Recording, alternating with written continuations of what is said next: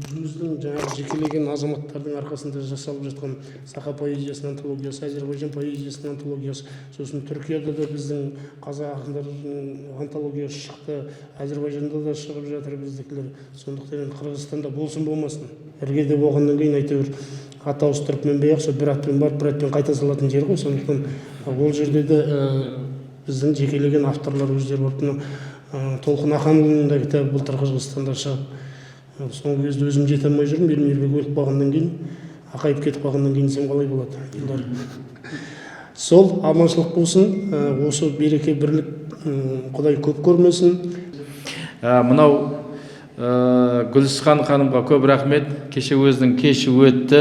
Қаншама адам 2,5 сағаттай 3 сағатқа жоқ болды ғой дейме. Әдетте жұрттың бәрі асығып отырады ғой. Жаңағы жартысы кетіп қалады. Кеш біткеннен кейін де ешкім кеткісі келмей біраз уақыт сөйтіп отырдық, Кітапхана қайтарғанда бар. Кітапхана тараңдар деген кезде бар, әрең тарады ел жұрт. Сондықтан да мынау өте жақсы жоба, көкжалдар деп атапты. Кеше мен қарап шықтым. Бұндай дүниелер өте керек. Жаңа Дәулеткерей өте дұрыс айтып отыр. Біздің газетіміз Түркістан деп аталады. Сол Түркістан әу бастағы міндеті сол түркі елдерінің бауырластығын дәріптеу. Біз әлі күнге дейін солай келе жатырмыз. Осы түркі жұртынан біреу мықты біреу шықты десе, міндетті түрде біздің адамдарымыз хабарласып, түрік тілінде болсын, ағылшын тілінде болсын, біздің адамдарымыз хабарласып, сұхбат алып, материал беріп отырамыз. Сондықтан да бұл шара біздің де оң жамбасымызға келіп отыр, енді жазушылар одағынан бөлек. Ал енді қазір рұқсат болса, Қазақстан жазушылар одағы басқармасының төрағасы Мереке Құлкен өздеріңізге арнайы сәлемін айтты. Біздің бауырларымызға біздің сәлемімізді жеткіз деп. Енді осы бауырларымызға арнап мына құрмет грамотасын жіберген екен, соны тапсыруға рұқсат етіңіздер. Міндетті түрде Ұлттық мәдениетіміздің дамуы мен насихатталуына сіңірген еңбегі үшін Ашур Өздемир марапатталады.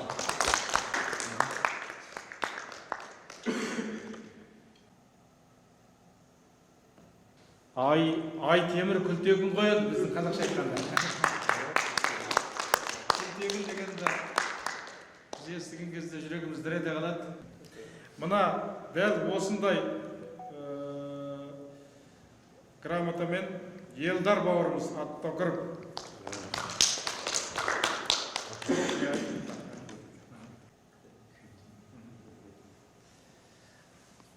дәл осындай грамотамен Досжан Сайранбаев. Мен Қырғызстанға Жақсы.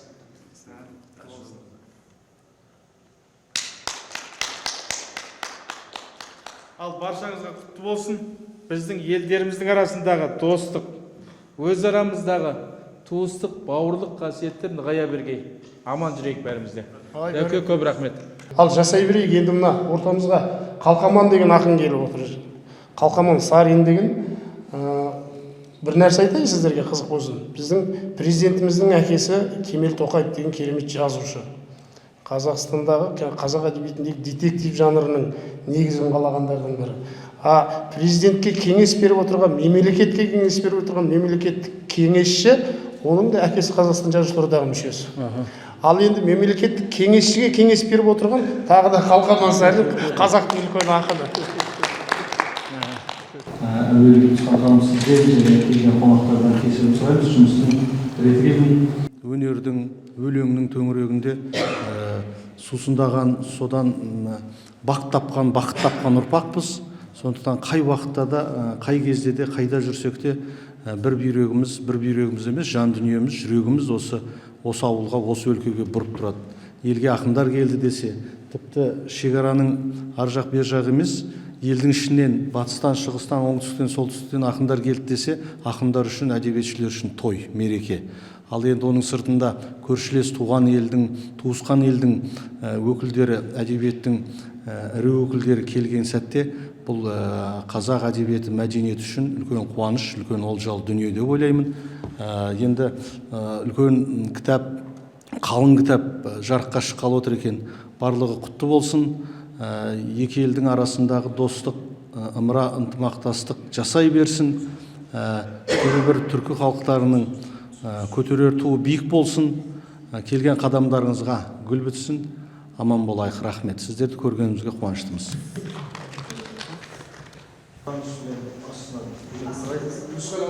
Сол кезде қалай болғанын қарап тұрайын. Салмақты екен.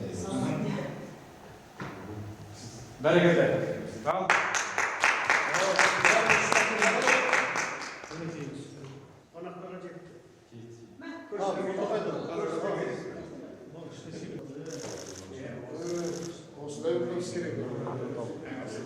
Осы кітаппен бірге біздің Жүзхан ханым бар. Мына Қызыл Жусан деген халықаралық мәдени журналында тұсау кесіліп жатқан айта кету керек. Сәуір айында бірінші нөмірі жарықталған екен. Қызыл Жусанның бас редакторы Ербожа ағамыз осында. Бас редактордың орынбасары Гүлсхан Думалайқызы. Жауапты хатшы Алмахан Мұхамедқалиқызы. Енді осы жерде мәселе сіздермен бірге бұның тұсау кесуден ортақтасуға хақыларыңыз бар екендігі мына жерде. Редакциялық алқа Түркия Республикасынан Ашу Өздемір, доктор, аудармашы, жазушы, Айдемір Күлтегін, жазушы, өнер педагогы, Қырғыз Республикасынан Толықбек Байзақ, ақын, журналист, Елдар Аттакур, жазушы, Өзбекстан Республикасынан Дилоран Абдрахманқызы, жазушы. Бұл журнал Қазақстан Республикасы ақпарат және коммуникация министрлігінде 2017 жылы тіркелген екен. Бәсе қазір министрліктің атынан басқаша ойлап жатыр өзіміз. 17 жылы тіркелген екен, 2 айда бір рет шығар. Осы журналдың қадам құтты болсын. Қазір біз мына Қызыл Жусан журналын 5 мемлекеттің ақын жазушылары редакция алқасына қоса отырып, түрлі шарттарға қол қойысып, осы журналды шығарып бастадық. Бұл 2017 жылы Қазақстанда министрлікте тіркелген Қызыл Жусан журналы болатын. Журналдың бас редакторы Ерғожа Тілепбердинұлы. Енді осы журналдың осы санынан бастап біз бұда түрік, Әзербайжан, Қырғыз, Өзбекстан барлық ұлттардың авторларын аударып бастық және олардың жазушылары мен шығармашылық қауымымен ортақ редакция алқа құрдық. Бұл журнал әуелі қос айлық журнал болып белгіленді. Ары қарай біз осы журналды қос айлық емес, тіпті ай сайын шығатын айлық журнал қылып өзгерткіш ойымыз бар. Өйткені бұл журналға қызығушылық өте көп. Бұның артықшылығы қай жерінде десеңіз, бұның артықшылығы бұл журналдың біз Әзербайжан ақыны болсын, Қырғыз ақыны болсын, Өзбек ақыны болсын, барлық ақындарды бірінші қазақ тіліне аударамыз, қасына өз тілінде жазылған нұсқасын береміз. Ал осы журналды Әзербайжанда, Қырғызда, Өзбекте, өзінің елінде, түрікте, өз елінде бұл журнал таратылады. Неге? Бұл қазақша шыққанмен жанындағы аудармасы өздерінің тілінде тұр. Енді біраз қаржыгерлер шығып жатыр. Солардың арқасында бұл журналға үшінші тағы бір ортақ тіл ретінде түркшеге де аударып бірге басамыз деп отырмыз. Түрік тіліне аударылып бұда басыла бастайды. Сол арқылы өзінің шығармасын бүткіл түркі дүниесінде, жаңағы Қырғызда да, Өзбекте де, Әзербайжанда да біздің авторларымыз жол тартады. Мәселен, бұрынғы кезде бар түркте де Әзербайжанға аударылып жатқан мықты жазушылардың кітаптары бар ғой, том-том болған. Бірақ олар екінің бірінің қолы жетпейді. Ал біздің Қызыл Жусанда кез келген автор бере алады. Кез келген автордың мықты туындылары басылады. Шығармасы өте мықты ма, бұған басылады, және түрік тіліне аударылады, басқа ұлттікі қазақ тіліне аударылады. Бұнда жаңағы түрік тілдес елдердің бара-бара бір-бірін тіпті аудармасыз оқитын деңгейге жетуі үшін сол 5 тілдің алпауыты осы журналымызда бірге соңғы бетінде басылып отырады. Қазіргі кезде көптеген адамдар ойлайды, ютубтар, тиктоктар өте тез таралымдағы әлеуметтік желілер бар, осы журнал кімге керек деп ойлайды. Ал ол әлеуметтік желілердің барлығы уақыттық қана нәрселер, сол күндер жалт етіп өтеді, кетеді, оны ешкім ақтарып қарамайды. Ал журнал деген мәңгілік архивте қалатын, әсіресе мемлекеттер арасындағы мынандай үлкен журналдың қолмен ұстап көруге болатын, ұстап оқуға болатын өте қажетті нәрсе. Сондықтан бұл журналға барған сайын қызығушылық танытқандар өте көп. Кейбір қаржыландырамыз ай сайын деген қаржыгерлер де шығып жатыр. Біздің қазірге әрбір жаңағы 5 мемлекеттің өзінде мықты беделді аудармашыларымыз да бар. Әсіресе қазақтың 40-50 авторын аударған мықты маман Ашыр Өздемір секілді аудармашыларымыз да дайын, баспагерлеріміз де дайын. Сондықтан бұл журналдың мемлекеттер арасындағы, әсіресе шығармашылық қауым арасындағы ықпалы өте жақсы. Біз өзіміздің отбасымызбен осы екі ағайынға, бауырымызға өзімнің ниетім, көңілім, ризашылығым мен екеуіне шапан жабайын деп тұрмын.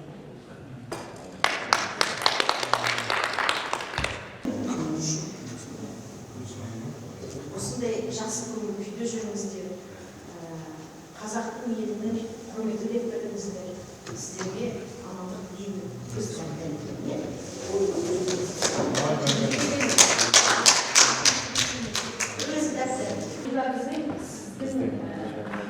Келгеніңізге ризашылығымызды білдіріп, көрсеткен көңіліміз.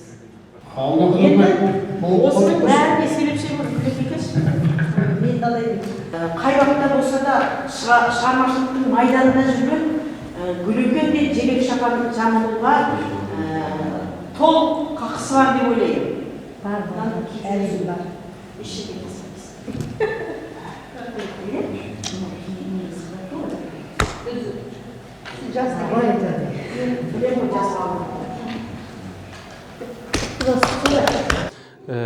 Осында Ақордаға, Астанаға келдік. Көкжалдар деген кітаптың тұсаукесеріне келдік. Бұл түркі дүниесіне ортақ кітапты үлес қосқаным үшін өте қуаныштымын. Қазақстанға келіп, осындай шабан жабылып, бізді құрметтегеніңіз үшін көп рахмет. Гүлісхан Домалай қызыны жазушылар одағына көп рахмет, бізді шақырғаны үшін, бізді қонақ қылғаны үшін. Иншалла бұдан кейін де түркі дүниясының мықты кітаптарын, жақсы жазушыларын бірігіп іс-шаралар жасаймыз деп ойлаймын. Көкжалдар деген кітаптың тұсаукесеріне келдік. Керемет жиын болды. Қазақтың зиялылары, ақын жазушылары қатысты.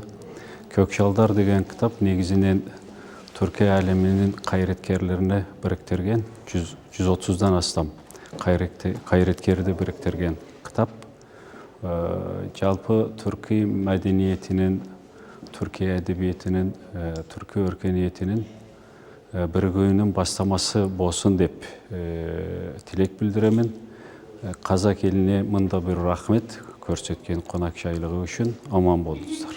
Бүгінгі 10 апрелде түрк дүниесінің көкжалдары, бозқұртлары деген жалпы 5 мемлекеттен біргелешкен кітабы шығып жатады. Бұл антология. Бұл жерде ошол түрк дүниесіне эмгегин сіңірген илим посттор, окумуштуулар, акындар, жазуучулар жана жалпы ушул кайраткер, кызматкерлердин баардыгы ушул китепке жарыяланды. Бул китептин ушул идеялык автору Астана жаштар корунун президенти Гүлісхан Домалай кызы ушул Бишкекте биргелешип иштеп, Бишкекте эл аралык чыгармачылык академия фонду менен ошондой эле Түркиядагы биздин ушул чыгармачыл топ менен, андан кийин Азербайжандан, Өзбекстандан болсо чоң Өзбекстан Өзбекстан мамлекеттик Шарк жылдызы журналынын эмгек жамааты менен биргеликте ушул китепти чыгарып жатабыз. Енді бұның бәрі енді мынау руханият үшін істеліп жатқан жұмыс.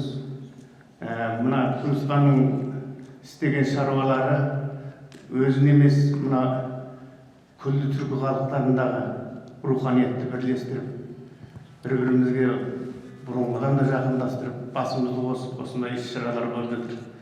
Жан-жақты қолдау тауып жатыр. Енді кешеде айтылды ғой. Жоғарыдан да, төменден де, Нұр Отаннан да, жазушылар одағынан да бәрінен қолдауды аз өзгереді деп. Кеше бір құрдас айтып жатыр ғой, Гүлістан сұрағанда бермесең болмайды деп. Содан кейін бәрі берген ғой. Алла бергеннен кейін анам береді екен ғой. Алла берген таланты бар. Барлық жағынан туысқанның енді пысықтығы, істеген шаруасы ер адамға бергісіз. Шушада жеңіс болды ғой бір енді. Сол кезде мен осы өлеңімді жариялап құттықтап Әзербайжан бауырларымызды сол өлеңді оқып берейін. Бұл мына Елдар бауырымызбен біздің мына Ашур, Айдемир бауырларымызға арнаған жыр деп айтуға болады, сіздерге арнаған. Қыпшақтың Оғызға жазған хаты: құс ұшалмас даламыздың төсінде, құсқа ұқсаған бабамыздың көшінде, мың қаттаулы шежіремізді ұрлаттық, бірақ мылқау тарихтың ол есінде.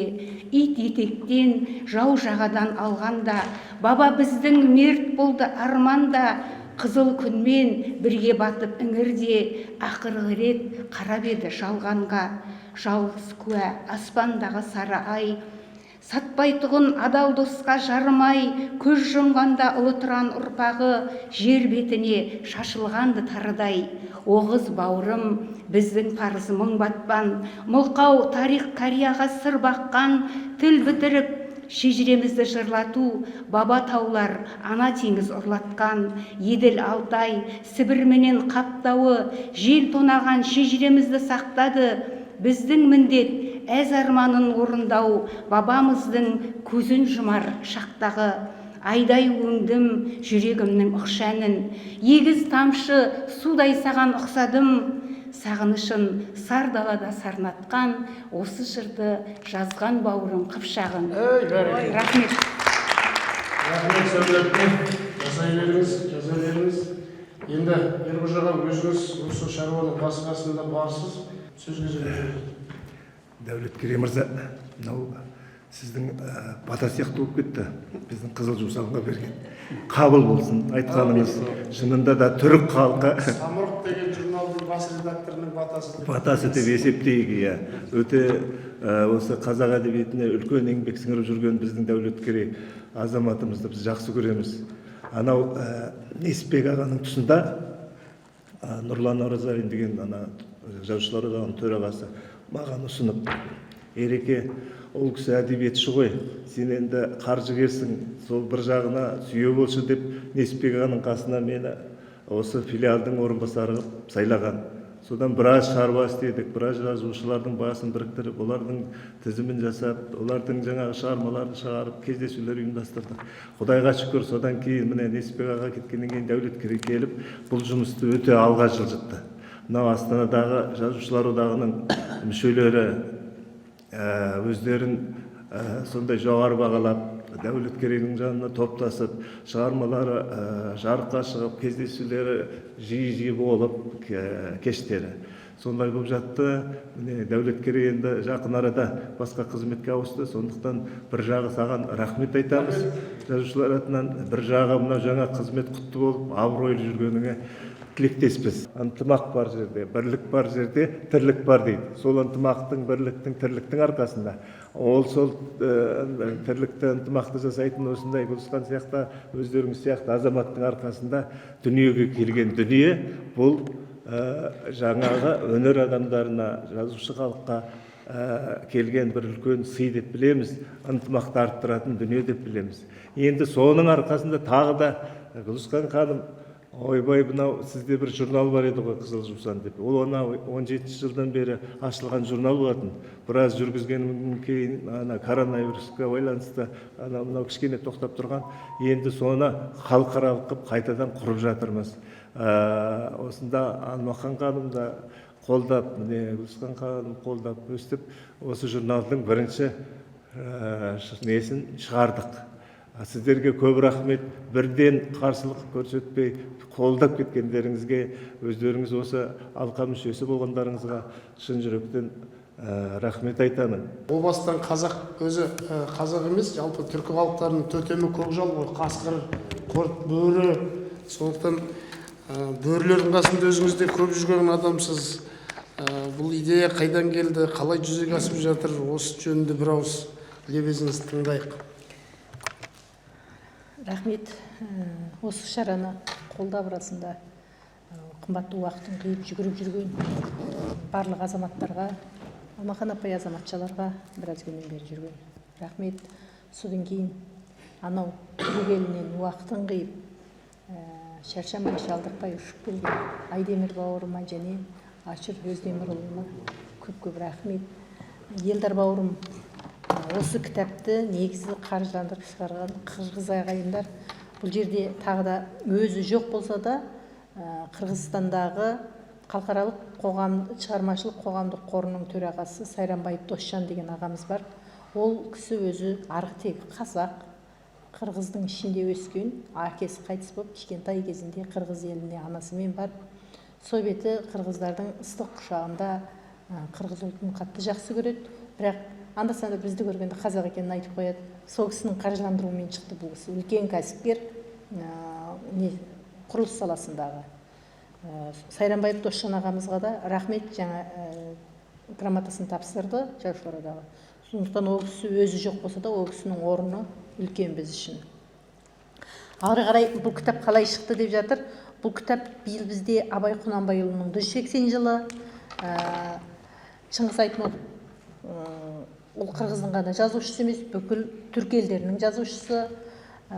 Ұлы тұлғаларымыз. Ол кісінің 2028 жылы 100 жылдығы болады екен. Алдын ала Шыңғыс Айтматовтың 100 жылдығына байланысты біраз жобалар жасап тастадық.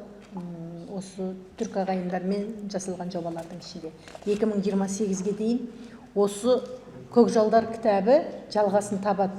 Дәрігерлер арасында, кәсіпкерлер арасында, ғылым адамдар арасында, жастар, мынау енді қазір үлкендер ғой, бұдағы негізі 40 жастан жоғарғылар. Жастар арасында бұл 2028 жылға дейін біраз жалғасын табатын жинақ қылып жасадық. Сондықтан бұл жерде Түркиядан Зия Gökalp 101 жылдығы, жалпы түрк дүниесіндегі ірі тұлғалардың даталы жылына арналған осы жинақты жинақтап алдық та, бұл 5 алып, былай айтқанда түріктің заңғар тұлғасына осы кітапқа қандай ат қоямыз деп Айдемір екеуміз ойландық. Бірнеше ат болды алдында, оның барлығын қайта қойып, қайта өшіріп, сөйтіп Айдемір бауыр екеуміз түнімен Айдемір ұйықтамайды Түркияда, мен Қазақстанда, екеуміз телефонда байланысып отырып, ең лайық ат осындай түрік дүниесінде өлмейтін, өшпейтін із қалдырған Абай Құнанбай, Шыңғыс Айтматов секілді, Gökalp секілді, сонымен бірге Әзербайжаннан Бақтияр секілді барлық тұлғаларға лайық, Көкжалдар деген атты лайық көрдік. Сондықтан осы Көкжалдардың артынан ерген тұяқтары деп, мына жердегі отырған Қалқаман Сарин, Дәулеткерей, Толқын, мына жерде ағаларымыз да бар бұл кітаптың ішінде. Ары қарай үлкендерден қазақтың Олжас Сүлейменнен басталып, жалпы 33 адамның шығармасы кірді. Сондықтан бұда ірі тұлғаларды ғана алдық, 40 жастан жоғарғы айларын. Кейін жалғасын табады, жастарды да болсамыз, басқа да жобалар бар. Ал Айдемір мырзамен, Ашырбимен ары қарай жобаларымыз, көп жобаларымыз бар, оны айырмақ айтам. Уақыттарыңызды алмайын. Мен барлық осындағы туыстарыма риза болып көтеріп отырған тақырыбымыз түрік тақырыбы болғаннан кейін өзімнің бір өлеңімді оқып берейін де осы кешті аяқтауын Дәукеңнің өзіне тапсырайын. Арғыдан тегім ер түрік, көк бөрі емген бөлтірік, сөз сөйлесем желпініп тыңдайтын аспан жер тынып, тарихым тасқа жазылған күлтегім болып шертіліп, тағдырдың талай сызынан көзімде қалған шер тұнып, тұранда түркі бауырмыз, бір-бірін жоқтар жең түріп, жаужүрек елдің рухымыз көрсетпей келген олқылық. Тамырда тулап тасыған қанымыз ортақ ең тұнық, көре алмай тұғын дұшпандар төкседе уын ентігіп, бөтенге қайтем жаутаңдап, оң жағымда сен тұрып, қыздарың қандай көркі құт, ұлдарың сетер ер түрік. Сен де түрік, мен түрік, қолыңды бер кел тұрып, аспанда үнім тоғысын, туымды көтер желпініп. Гүлісханның жобасы жалғасын таба берсін. Гүлісханның бастаған жиынын ұйымдастырып осындай шаруаның нәтижесіне жеткізіп отырған жиынын мен де бір өлеңіммен аяқтағым келеді өзімнің. Мен Алтайда туған албөрі, қасат қарасап шөл басқан, аласарғанда ала таңбелі табанымнан тарам-тарам жол қашқан, қанша жұртсам да табанғанымды көбік қар жуған көпіртіп, тәңір сездіріп алаңдауымды қан қақпаннан секіртіп, жапалақ қарда жамылып түнді несібемді түзден айырдым, тау бөктерледім, тағылық қылдым, бабалық жолым байырғым, сіңіріп бойға бұлат үнімді, сүрлеуімді ескі айқындар, ақборан қарбытып сұрапыл үнімді, аспан қожасы айтыңдар, бөрігіп жаратқан тағдыр анамды, сыйлармын бойда жан барда, аласапыран қарлы боранды бөлтіріктерім арманда, бөр болмайсың армандамасаң, бұйрығы солай тәңірдің, қасқыр боп туып қарға аунамасам, суып кеткені қаным. Қазақ аман болсын, түркі дүниесі жасасын. Ал рахмет.